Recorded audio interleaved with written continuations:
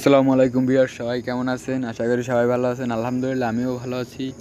আজকে আপনাদের সাথে আমি কিছু গরু সম্পর্কে কিছু কথা বলবো। সেটা হচ্ছে এই সিজনে আপনি কোন ধরনের গরু পাললে বেশি লাভবান হবেন। ভাই, গরু পালার মতো একটি পাললেই হয়।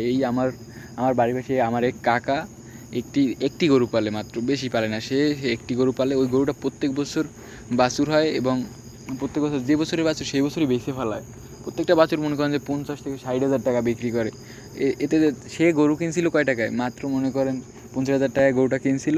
আর সেই গরুটা মনে করেন বেচে, বাছুর বেচে মনে করেন যে 50 থেকে 60 হাজার টাকায় প্রত্যেক বছর। একটা আবাল বাছুর হয়। গরুটা দেশি গরুর, দেশি গরুর এই মজাই এই একটা যে গরুর ষাঁড় বাচ্চা ছাড়া হয় না, সহসায় বকনা বাচ্চা হয় না, ঠিক আছে?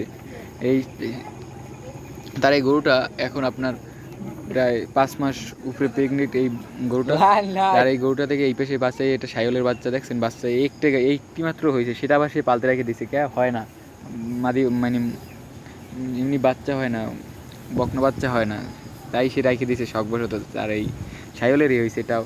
কিন্তু প্রত্যেক বছর একটা একটা বাছুর হয়, সেই বাছুরটা সে বিক্রি করে ফেলায়। আর গরু পাললেই একটাই পাললেই হয়। তার এই গরুটা থেকে প্রত্যেক বছর 50-60 হাজার টাকা ইনকাম আছে। আপনি আর অনেকে মনে করে দেখা যায় কি 10টা-15টা পাইলে তো হয়, তারপর ওই গরু বাচ্চা হয় না, ওরকম যত্ন নেওয়া হয় না। গরু মূলে যত্ন নিতে হবে। গরু যত বেশি যত্ন নেবেন ততই আপনার বেশি প্রফিট আসবে।